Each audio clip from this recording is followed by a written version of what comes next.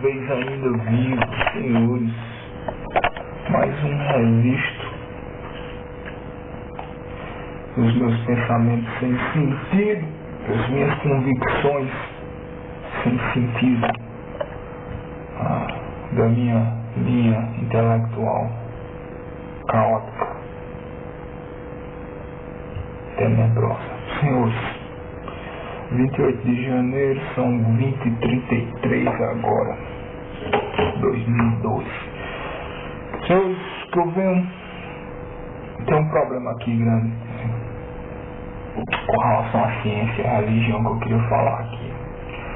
O problema é o seguinte: nós temos religiosos de um lado, nós temos pessoas, que acreditam na ciência de outro, certo? Vou logo dizendo aqui que esse deve ser um vídeo longo e chato, mais uma vez. Religiosos de um lado, pessoas com pensamento científico do outro. E mais uma vez, isso não é guerra, senhores. Isso não é guerra. Porque os dois lados são, vamos dizer assim, têm seus defeitos. Qual o problema que eu quero colocar aqui, senhores? Que é um negócio seguinte: é óbvio que eu sempre vou apoiar uma postura científica. Para mim, o pensamento científico é o meu guia, pelo menos.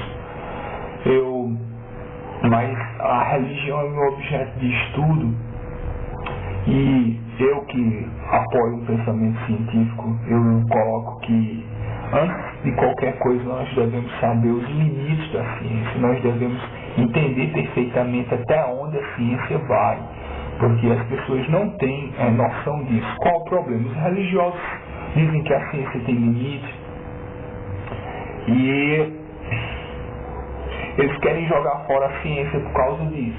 A ciência, toda a ciência.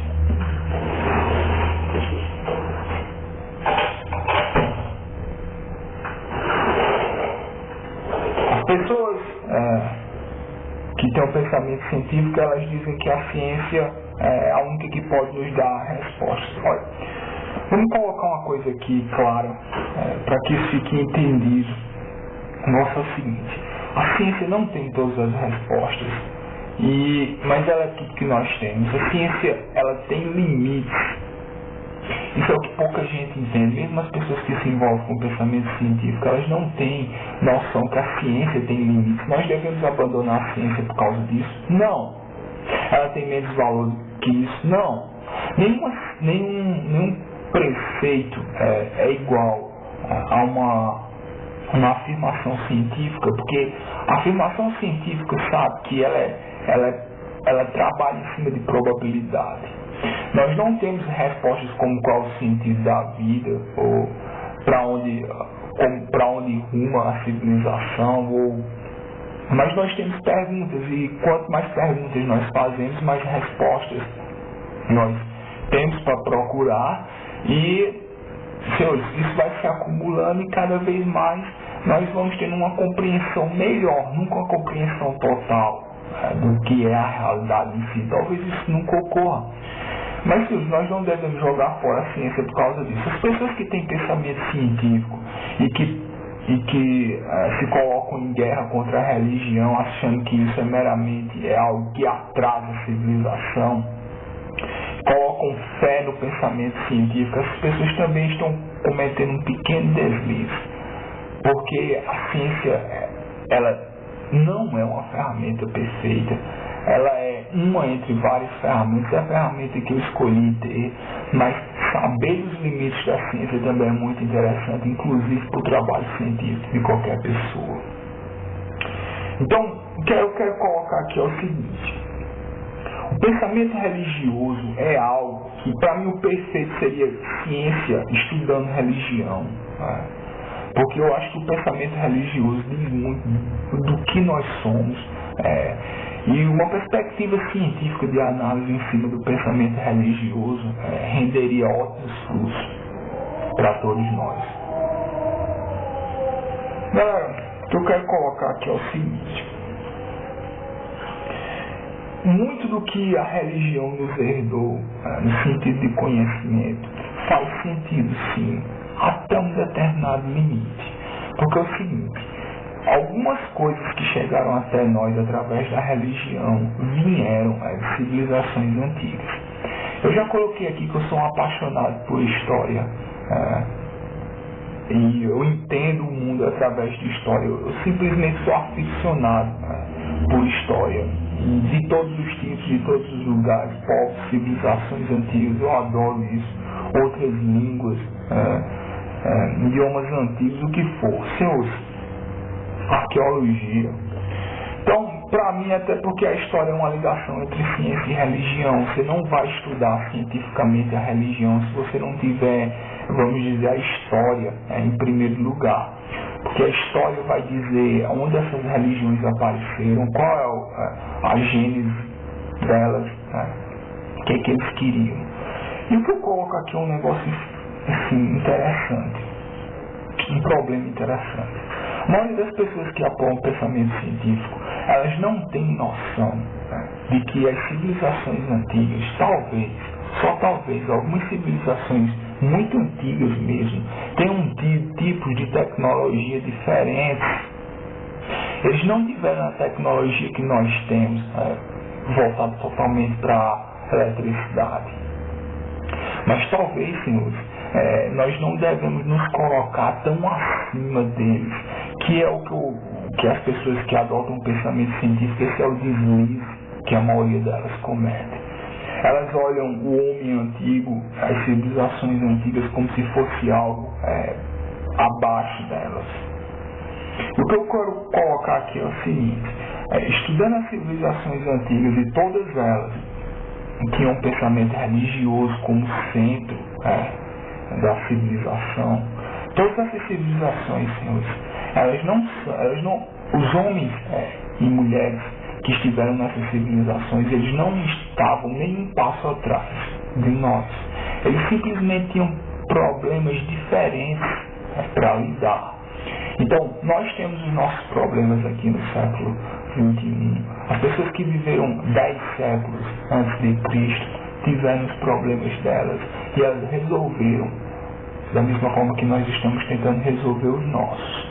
O que eu quero colocar aqui é o seguinte: hoje nós temos essa diferença entre ciência e religião, mas as civilizações antigas não tinham essa diferença. A ciência deles era a religião, porque eles ligavam o conhecimento científico à atitude moral, coisa que nós não fazemos mais.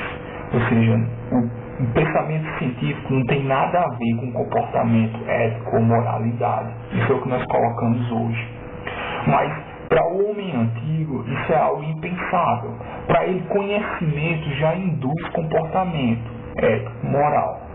Então, isso faz com que a ciência deles esteja muito ligada à religião, que religião e ciência sejam um todo. Quero colocar aqui um ponto, é o seguinte: tem muitas coisas que a nossa ciência do século XXI não responde. Nós nos tornamos extremamente especializados em resolver os nossos problemas. O que isso quer dizer é o seguinte: nós não temos grandes problemas, nós não procuramos mais resolver coisas como o sentido da existência, a razão de nós estarmos aqui. Nós resolvemos pequenos problemas em número maior, com pessoas especializadas, em campos especializados. E isso é uma realidade da nossa ciência atual, a especialização extrema. O homem antigo não tem essa especialização extrema. Existem os estudiosos, as pessoas que se dedicam ao conhecimento, e esses estudiosos, as pessoas que se dedicam ao conhecimento, são os sacerdotes deles. Mas esses sacerdotes, essas pessoas que se dedicam à vida espiritual, é isso que quer dizer a palavra, né? Sacerdote, doado ao serviço sacro, ao serviço espiritual.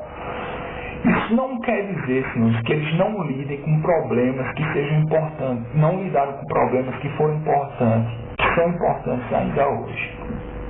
O que eu quero colocar aqui é o seguinte: ao longo da história, a religião se transformou em algo nefasto por causa do poder político que os templos tinham populações. E qualquer tipo de poder político atrai cobiça.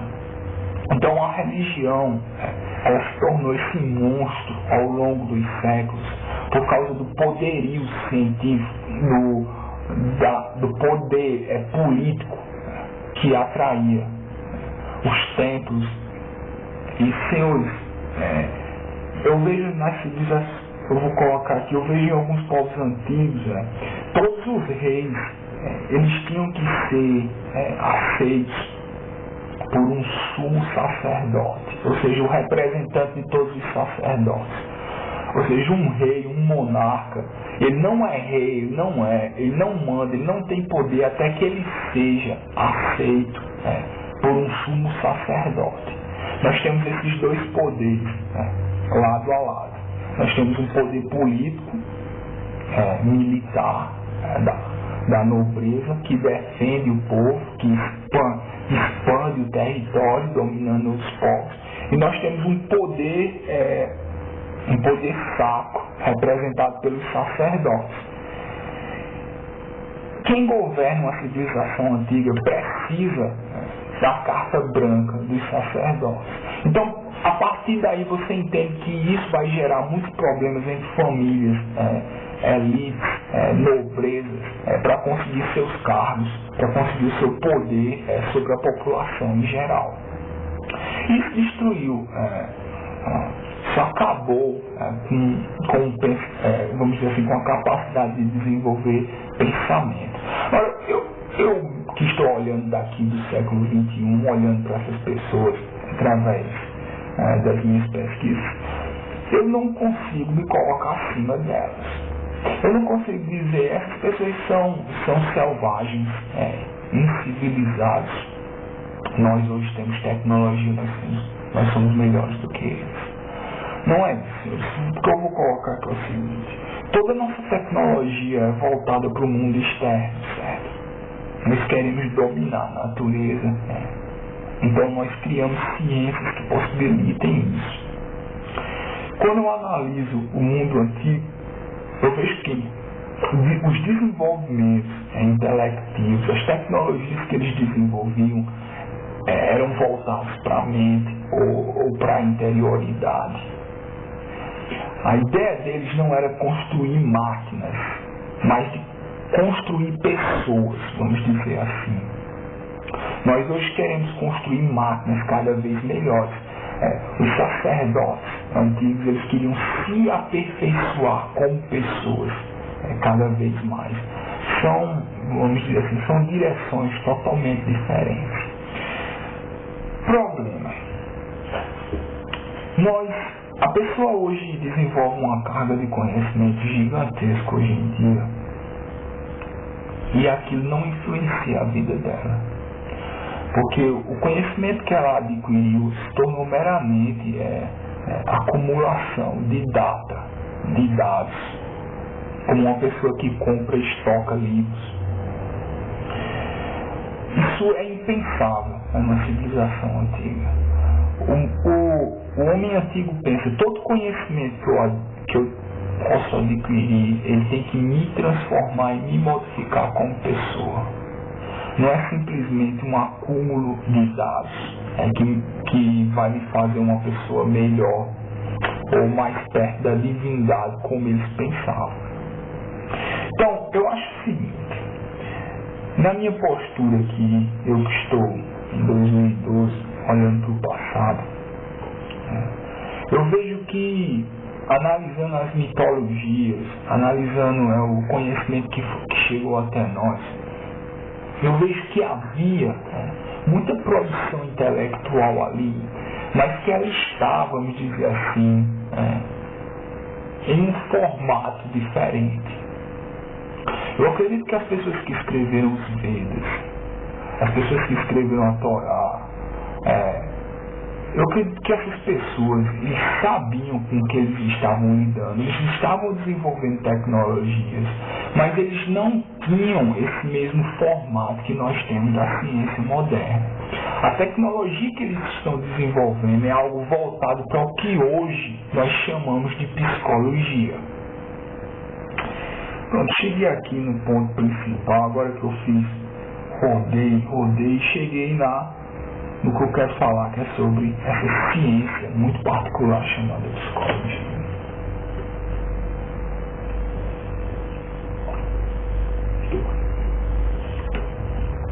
Os povos antigos não conheceram isso que nós chamamos de psicologia. Esse é o ponto fundamental. Eu não sei como eu não falei dessa ciência até hoje. Talvez eu tenha falado, porque eu sempre tive um pé atrás com a psicologia. Eu vou explicar perfeitamente por quê. Os povos antigos não conheceram a psicologia. A psicologia é uma ciência extremamente moderna. Extremamente moderna. A psicologia não saiu de dentro da religião. Tinha a religião, depois da religião nós tivemos ciência. Nas ciências, nós tínhamos a filosofia. E de dentro da filosofia saiu a sociologia e a psicologia. Ou seja, o que eu quero colocar aqui é o seguinte: os assuntos que hoje são tratados pela psicologia e pela sociologia há séculos e séculos atrás seriam tratados por filósofos. Inclusive alguns filósofos modernos, como Sartre, não gostavam da psicologia e da sociologia. Sartre dizia que psicologia e sociologia foram ciências criadas pelos Estados Unidos para substituir a filosofia. Isso faz algum sentido, senhores. Isso faz algum sentido. Não que eu estou dizendo que os primeiros psicólogos e sociólogos eram norte-americanos, mas como os Estados Unidos adotaram isso. Mas eu vou colocar aqui o porquê. O negócio é o seguinte: no começo, logo depois da Segunda Guerra Mundial, filosofia estava muito ligado com a ideia de comunismo. Porque muitas pessoas que apoiavam o comunismo, eles eram filósofos. Muitas pessoas que estudavam filosofia tinham contato com trabalhos como Karl Marx. Então, logo após a Segunda Guerra Mundial, é incrível porque as pessoas dizem Karl Marx, o sociólogo, mas eu não sei Karl Marx se colocava como sociólogo na época em que ele estava vivo. Eu acredito muito mais que ele era um analista histórico, mas são terminologias apenas, terminologias não são nada. Então, mas vamos continuar. Mais ou menos após a Segunda Guerra Mundial, o mundo se dividiu em dois blocos. A filosofia estava muito ligada com o comunismo. Várias pessoas que faziam parte do pensamento, inclusive o próprio Sartre, várias pessoas que estavam ligadas à filosofia falavam sobre as obras comunistas, falavam sobre o comunismo. Então é o seguinte: é óbvio que países capitalistas que têm o capitalismo como sistema, eles não vão criar cobra para morder eles, como nós dizemos aqui, criar cobra para me morder. Então, de dentro da universidade dos países capitalistas, se escanteou a filosofia, certo? E criou-se essas duas ciências, deu-se mais apoio, não que criou-se, mas vamos dizer assim, deu mais apoio dentro da academia, a sociologia, a psicologia, porque essas duas ciências tinham um ponto de vista prático muito maior. Então, filosofia ficou como se fosse algo muito abstrato, como se fosse só a discussão de ideias, como se fosse algo que não tivesse praticidade nenhuma. E começou a se apoiar mais dentro das universidades ocidentais, começou-se a colocar mais apoio em cima da psicologia e da sociologia. Você vai dizer, mas os países comunistas também apoiavam totalmente a sociologia. Olha, eu quero colocar aqui mais uma vez, então cuidado. em ligar Marx diretamente à sociologia. Porque eu acho que se na época em que Marx estava vivo, se alguém perguntasse o que ele era, ele diria que ele era um historiador, simplesmente. Ele não se caracterizaria como nós caracterizamos os sociólogos modernos de hoje em dia. Continuando, e tem mais, os países comunistas eles acredito que Rússia, União Soviética, eles não estavam fazendo sociologia. Para eles aquilo era simplesmente política, era um estudo político da história, de análise política da história, criou isso chamado sociologia. Mas vamos resumir a época. Hoje nós temos essas duas ciências modernas, nós temos a sociologia, nós temos a psicologia, que tratam de assuntos que há séculos atrás eram tratados por filósofos. A sociologia e a psicologia têm pontos de vista práticos e elas querem resolver questões do dia a dia, do cotidiano. Qual é o problema? Até a sociologia eu realmente compreendo que havia um espaço para que uma ciência fosse criada, e a sociologia como eu digo, é a análise política da história. Só que a sociologia começou inclusive com o Emile Durkheim, né? Emile Durkheim é um grande sociólogo, um grande cientista social em si. Então, a sociologia, eu acho que existe realmente um espaço, até porque você começa a estudar as nações, os povos, a história, do ponto de vista geral. Perfeito. Sociologia vê o homem como massa. Existe a massa humana que permeia a sociedade. A psicologia, qual o problema com a psicologia? A psicologia ela tenta ter um ponto de vista clínico. O sociólogo já tem um problema de tipo governos usarem sociólogos para melhorar a sociedade. Nós chamamos isso de engenharia social. Então, uma sociedade pré-moldada, como nós vemos. E nós vemos aí na história os exemplos que nós tivemos quando governos tentaram pré-moldar as sociedades deles. Mas eu quero colocar o foco mais aqui na psicologia. A psicologia coloca um padrão de saúde mental. Aliás, tem um livro chamado História da Loucura, que é excelente, acho que é do Lacan. Vocês vejam a História da Loucura, cara, que assim, tinha na biblioteca do meu curso, eu vi algumas coisas, cara, achei legal que eu li. Depois eu leio ele todo com cuidado e vou falar aqui. Muito interessante a História da Loucura. A psicologia, ela já se coloca dizendo que os homens, do ponto de vista psicológico, eles podem estar doentes. Então, a religião fazia isso. A religião dizia que era possessão demoníaca. As pessoas que não estavam em conformidade com, vamos dizer assim, a estrutura mental vigente. Então, eu já não concordo muito com a psicologia nesse sentido de colocar limites muito claros no que é e no que não é saúde mental.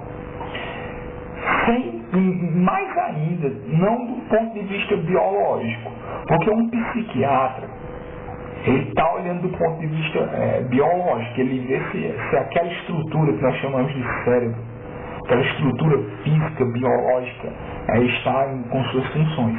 Mas o psicólogo, ele induz a ideia de doença sem a biologia.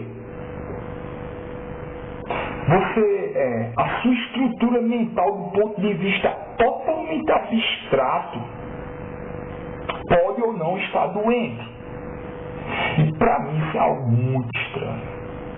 Muito, muito estranho. Porque eu digo, mas um psiquiatra, inclusive um psiquiatra, ele é um médico especializado, e ele pode receitar medicamentos, ele pode fazer análises clínicas, e saber se aquela estrutura física, fisiológica, está funcionando bem. Perfeitamente compreensível. Ele é um médico especializado. Mas o psicólogo, ele induz a ideia de doença sem fisicalidade. Vocês veem como isso aqui é complicado. Então, o psicólogo é uma pessoa que vai fazer com que a sua estrutura psicológica esteja mais de acordo com a estrutura social. Muitos psicólogos, senhores, mais famosos, qualquer pessoa que estuda psicologia sabe, é Skinner, que era a psicologia que nós, homens, nós podemos ser transformados em máquinas para poder trabalhar melhor e produzir mais.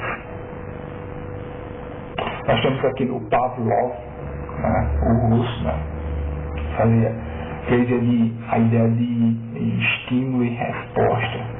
São essas coisas mais horrendas, mecanicistas que você possa imaginar.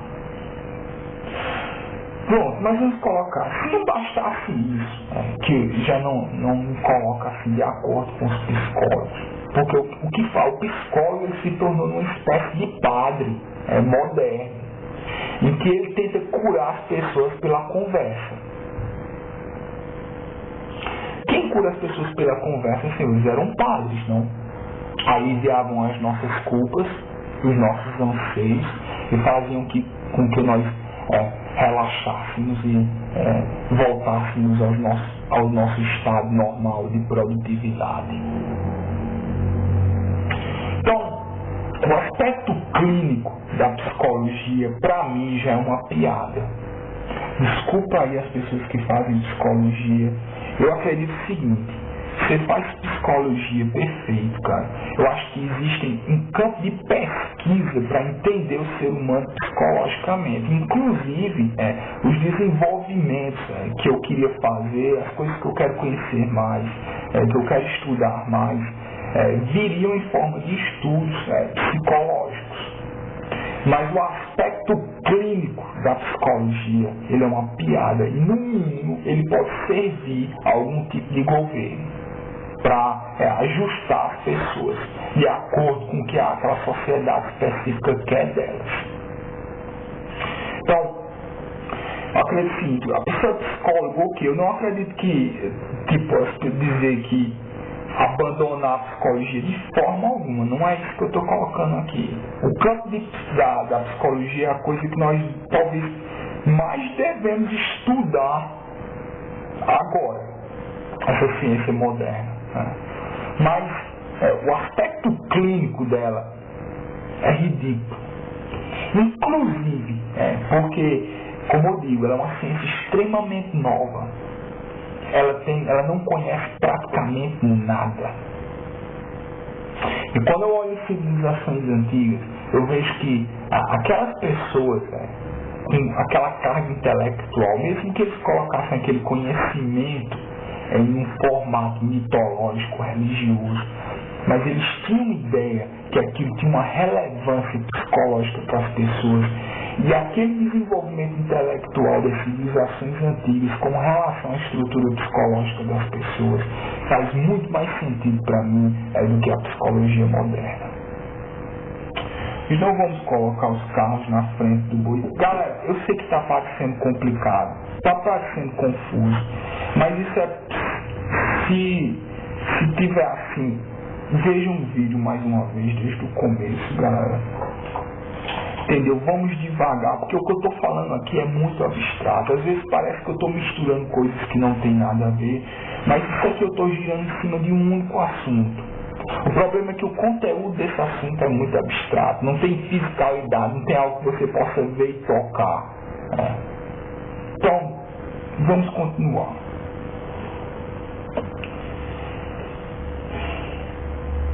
O que nós menos sabemos hoje em dia, vamos dizer assim, um campo ao qual nós estamos mais atrasados, inclusive em relação às civilizações antigas, é com relação à psicologia humana. E é por isso que eu acho que a psicologia clínica é uma piada, porque ela conhece tanto a psicologia em si, ela conhece muito pouco dos seres humanos. Ela é nova, a terminologia dela foi tirada de outras ciências e os conceitos que os psicólogos usam não foram colocados em teste. Então, é uma ciência que simplesmente vamos dizer assim, um corpo de conhecimento, uma certa quantidade, uma bibliografia que é passada através das gerações, sem nunca ser colocado à prova, do ponto de vista lógico. Inclusive, eu entendo perfeitamente porque que alguns filósofos têm horror à filosofia. Não é o meu caso. Eu só acho que a filosofia... Eu só acho que antes que os psicólogos tivessem algum tipo de ideia de clinicar, de dizer se as pessoas estavam doentes ou não, eu acho que deveria haver um movimento em massa dos psicólogos no sentido da pesquisa pura e simples dos conceitos que eles usam. Eu vou dar um grande exemplo, primordial agora. Senhores, nós temos essa palavra mente, certo? Mente, a mente humana. Nós simplesmente não sabemos nem de longe o que isso é. Se você é psicólogo, você estuda psicologia e você diz que sabe o que é a mente, você está mentindo. E o pior, você pode estar mentindo para você mesmo. Entendeu agora qual é o problema de você clinicar? Como é que você vai dizer que tem algum problema na mente das pessoas se vocês nem sabem o que isso é? Porque o psiquiatra, ele estuda o cérebro, o neurologista, e eles têm esse objeto de estudo. Nós sabemos o que é um cérebro, nós sabemos as suas funções, nós sabemos os seus componentes, nós entendemos a sua estrutura, e por isso nós podemos dizer que o funcionamento de um cérebro, ele está, do ponto de vista fisiológico, mais ou menos saudável. Mas nós não sabemos o que é a mente, nós não sabemos a sua estrutura, nós não sabemos a sua composição, porque a mente ela é puramente abstrata. Mas seria ridículo eu dizer que a mente, uma estrutura totalmente conceitual, abstrata, está mais ou menos saudável. Vocês não concordam, não?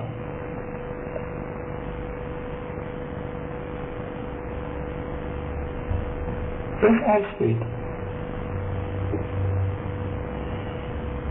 Mais uma vez é o que eu digo. É como se você pega uma bibliografia, no caso a coleção, o cânone da psicologia moderna, e você passa ela através das gerações, sem nunca colocar à prova os conceitos que vocês estão usando. No caso da mente, nós temos o cérebro, estrutura física, e nós temos a mente. A mente não é uma estrutura física. E aí já começa grande parte dos problemas. Porque se a mente não é uma estrutura física, isso quer dizer que a mente ela não existe em lugar nenhum. A mente ela não ocupa espaço físico. Mas eu acho que boa parte da pesquisa no desenvolvimento psicológico atual deveria ser direcionado a esse ponto. Pelo menos eu gostaria de fazer isso, porque eu acho que a mente, esse conceito mente, ele não está dizendo nada para nós hoje em dia. A mente não ocupa espaço físico. Você não vai abrir a cabeça de uma pessoa e você vai encontrar a mente dela ali dentro. A mente, você não pode pegar a mente e dividir em 2 pedaços ou em 3. Mas todos nós temos mente, não? Nós falamos, a psicologia fala corriqueiramente da mente humana, do funcionamento da mente, da atividade mental, da estrutura mental. E nós não sabemos quais são as partes que compõem essa estrutura. Por que isso aqui é tão importante? Nós temos isso que nós chamamos de estrutura mental. Mas essa estrutura mental, ela não ocupa espaço físico. Ela não está em lugar nenhum. Mas você, do ponto de vista de identidade, você se identifica mais com sua mente do que com o seu corpo. Ou seja, você se identifica mais com uma estrutura que não ocupa espaço físico. Entendeu o meu problema? Os psicólogos, eles usam esse conceito de mente da mesma forma, exatamente da mesma forma que os religiosos usam o conceito de espírito ou alma. As pessoas dizem, eu tenho mente, a minha mente. Da mesma forma que as pessoas antigamente diziam, eu tenho espírito, eu tenho alma. Então, pensa a respeito disso. Vocês têm essa estrutura mental. Essa estrutura mental é o que identifica vocês, mais do que o seu corpo, porque o seu corpo pode despedaçar ele inteiro, isso não vai afetar você. Você vai continuar sendo você, mesmo que coloquem outro coração no seu peito, mesmo que façam um transplante de medula, mesmo que cortem seus braços e suas pernas. Sua parte física já está dizendo, é uma parte de você. Aí você vai dizer, você é seu cérebro? Que parte dele? Porque várias partes dele, do seu cérebro também podem ser danificadas e elas podem se regenerar. Onde está você? A grande pergunta é isso. Onde está você? Onde está o ponto primordial da sua identidade com relação à sua existência aqui?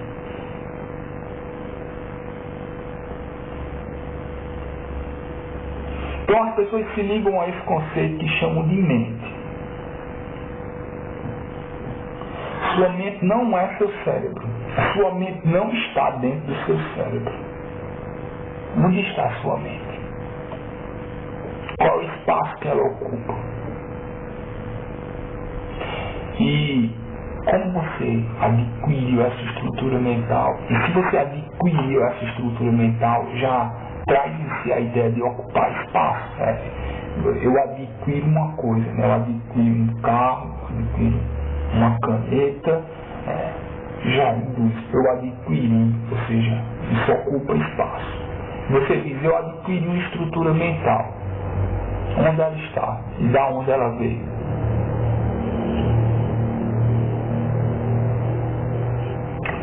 O problema que eu quero colocar aqui é isso. Porque eu só acho que as pessoas vão abandonar a ideia de espírito e alma do ponto de vista popular quando elas entenderem melhor o que é a mente. Eu acredito que os povos antigos, as civilizações antigas, tinham uma compreensão muito maior disso que nós chamamos de mente. Nós perdemos essa compreensão porque nós colocamos a nossa atividade intelectual hoje em dia em outro formato, muito mais material, empírico.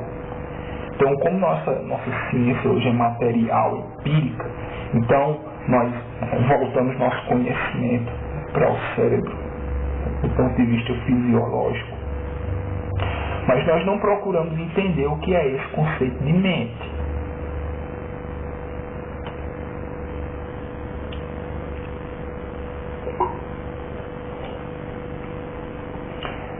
Eu acredito que se nós entendermos melhor o que é isso que nós chamamos de mente,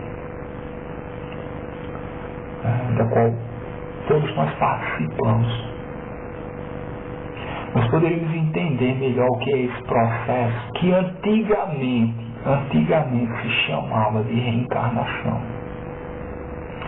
Porque só talvez se a sua mente não ocupa espaço físico, se ela não ocupa espaço em si, e se você recebeu a sua estrutura mental, talvez isso tenha muito a ver com o que as pessoas entendem como o processo de encarnação, ou seja, o processo de desenvolvimento mental dentro de um corpo físico.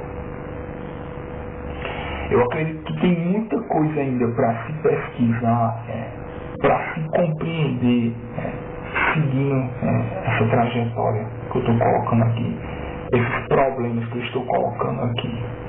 E a ciência, e quando eu olho para a ciência atual, eu vejo que a ciência hoje, justamente por ela ser muito material, por ela ser muito empírica, por ela valorizar muito o conceito de matéria, que nada mais é do que um conceito como qualquer outro.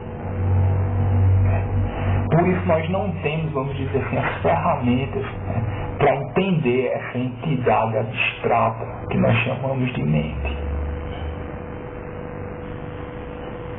Inclusive dentro da filosofia existe uma corrente chamada filosofia da mente, envolvida na Inglaterra. E depois é herdada por algumas pessoas nos Estados Unidos, que obviamente devem ter sido bem poucas. Então o que isso quer dizer, senhores? Um corpo físico, ele adquire uma estrutura mental. Mas essa estrutura mental não é física. Ela simplesmente se exterioriza através do corpo, mas ela não é o corpo. A estrutura mental que nós recebemos, ela se torna evidente através do nosso corpo físico, mas ela não se encerra dentro dele. O processo pelo qual nós adquirimos uma estrutura mental seria o que antigamente as pessoas chamariam de processo de encarnação. Ou seja, o processo pelo qual uma entidade psicológica, você, se exterioriza através de um corpo físico. Eu andei pensando nisso aqui nos últimos dias, porque eu acredito que civilizações antigas tinham uma ideia muito clara de como esse processo ocorria, o que não é o caso da ciência moderna. Mas você vai pensar, bem, você pode não se preocupar com isso. Você pode dizer, olha, isso é irrelevante. Ok, isso é relevante para mim. Isso é algo assim que eu gostaria de conhecer mais. Qual é o processo pelo qual você evolui psicologicamente? E essa entidade psicológica que você fala, a minha personalidade. As pessoas dizem, eu tenho personalidade, não porque a minha personalidade é assim. O que é sua personalidade? Ela está onde? Que lugar ela ocupa? Ela está dentro do seu cérebro. Se abrirem do seu cérebro ao meio, eles vão encontrar sua personalidade ali dentro. Então, senhores, o que eu coloco aqui é o seguinte: para mim, um ponto inicial disso seria um estudo da linguagem. Porque eu acredito que nós recebemos a nossa estrutura psicológica através da linguagem. Da mesma forma que o nosso corpo físico se alimenta com comida e água, a nossa estrutura psicológica se alimenta de linguagem. E ela cresce, ela se desenvolve, ela se molda, ela toma formato através de linguagem. Então vocês veem, a linguagem também é uma entidade abstrata. A linguagem, ela não existe em lugar nenhum. A linguagem, ela não está nem dentro de você. Se você morrer, a língua portuguesa não vai morrer junto com você. A língua portuguesa, ou inglês, o que for, a linguagem humana em si, ela está em todos nós. E em nenhum de nós ao mesmo tempo. É uma estrutura extrafísica. A linguagem não tem fisicalidade. Mas a nossa estrutura mental, que também não tem fisicalidade, está muito conectada com a linguagem. Nós nos desenvolvemos, nós tomamos formato através da linguagem. A linguagem é o canal, é a porta, é o portal onde as estruturas psicológicas vivem.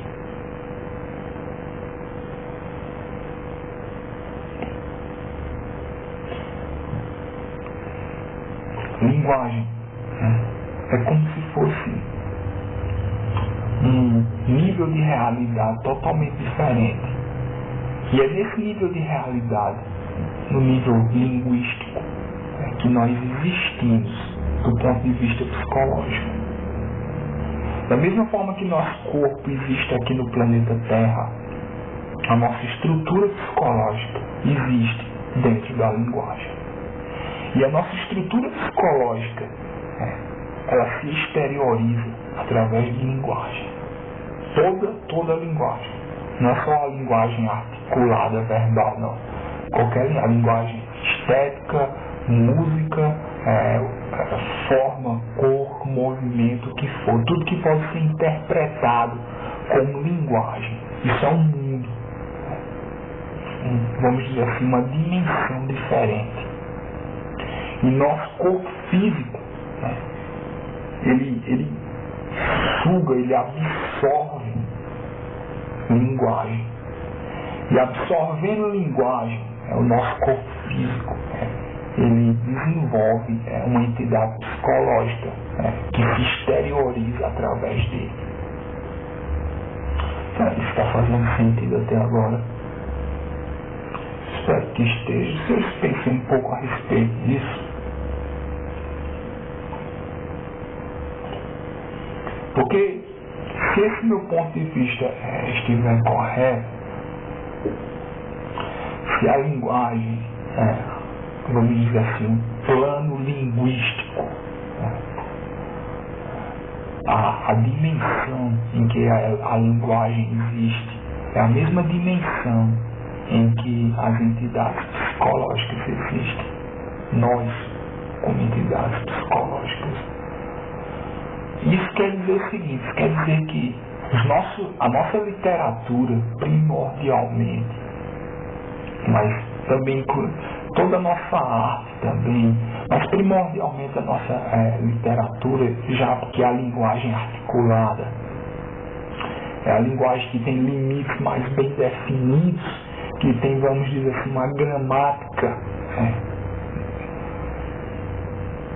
Isso quer dizer, sim, que a nossa estrutura mental está muito ligada a toda a nossa produção artística, literária, intelectual.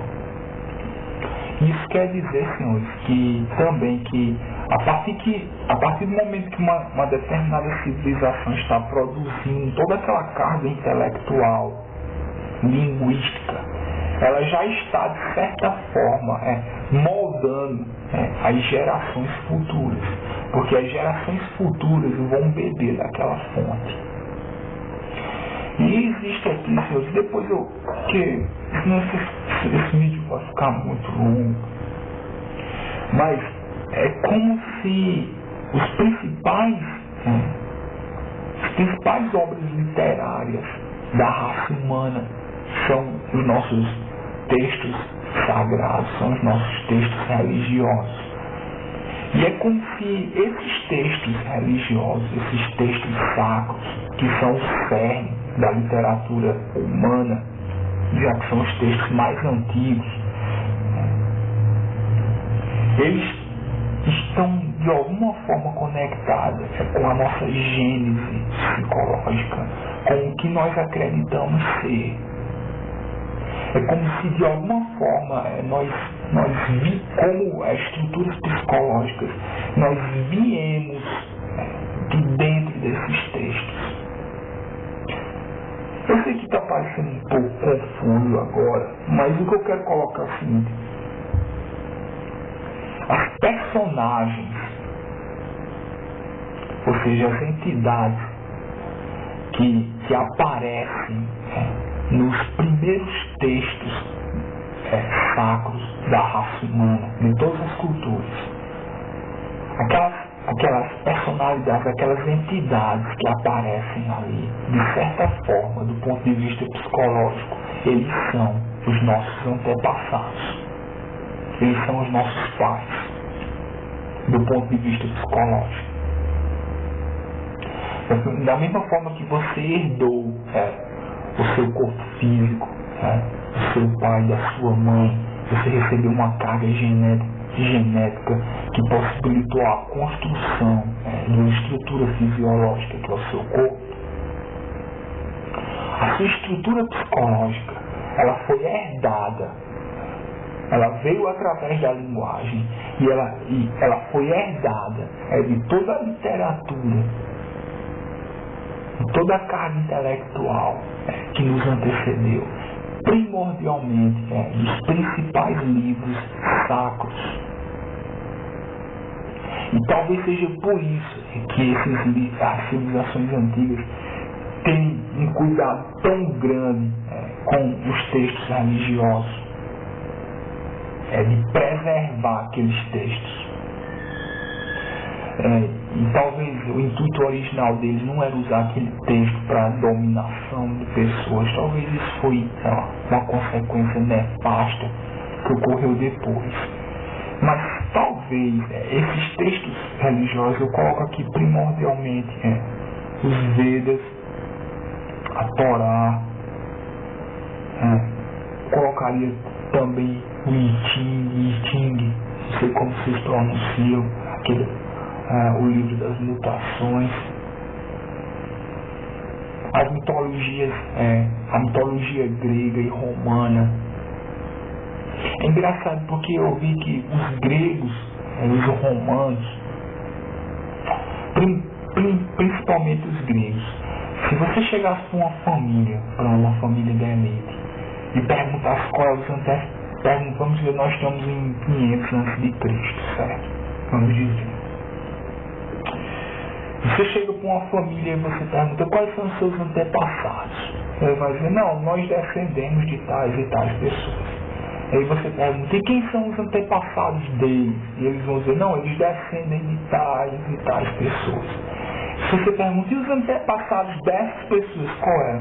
Se você for fazendo essa pergunta, você vai chegar a uma resposta muito interessante, que é o seguinte: eles acreditavam que eles eram antepassados de heróis que estavam nas lendas deles, que estavam na literatura deles, que era sagrada para eles. Os chineses pensavam da mesma forma, porque de alguma forma eles intuíam que a nossa estrutura psicológica ela é passada pelas gerações, mas em última instância ela vem das nossas entidades literárias, das nossas personalidades que foram, vamos dizer assim, exteriorizadas em literatura.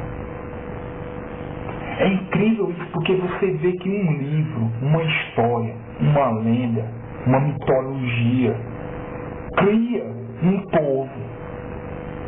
Um povo sai de dentro, do ponto de vista psicológico, um povo sai de dentro das lendas que ele carrega.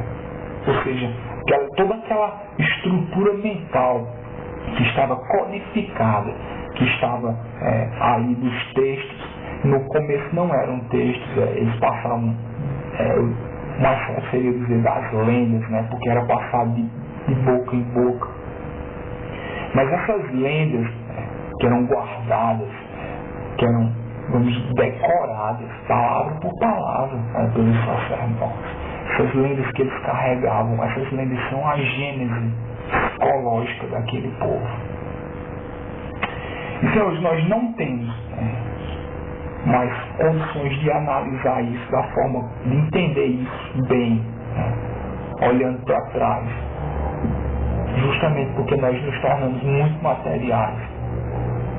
Nós analisamos o mundo, nós achamos que nós somos simplesmente o corpo físico. Então, vamos recapitular um pouco, vamos voltar a ideia até para que colocar aqui, vamos dizer assim, uma espécie de sequência, do que eu disse até agora, que é o seguinte: estrutura física e estrutura mental. A estrutura mental não tem existência física, não tem fisicalidade. Estrutura psicológica. A estrutura psicológica, que é a nossa identidade, do ponto de vista mais íntimo, muito mais íntimo do que o nosso corpo físico, ela está diretamente relacionada com a linguagem humana. Porque é através da linguagem que as estruturas psicológicas circulam e passam de geração para geração, da mesma forma que o nosso DNA é passado para os nossos filhos, do ponto de vista físico. Nossa estrutura mental está diretamente relacionada com a linguagem. Isso quer dizer o quê? Que de alguma forma nós herdamos a nossa estrutura mental através da linguagem, né, que nós usamos, que nos atravessa, que se exterioriza através de nós. Isso nos leva a analisar os textos sagrados, as mitologias, toda a carga intelectual, como se fosse a nossa gênese psicológica. De alguma forma nós, aqui no século XXI, nós já estávamos lá. Nós somos fruto daquilo, através das gerações. Então, isso me leva a, vamos dizer assim, a ter uma visão diferente do que os povos antigos acreditavam ser os seus textos sagrados. Que talvez faça sentido eles acreditarem que eles eram, vamos dizer assim, filhos daqueles deuses, filhos daqueles heróis. Que a personalidade dele, como estrutura mental, já estava de alguma forma contida naquelas histórias. E ela foi passando através das gerações, se modificando, evoluindo, se mesclando, se dividindo.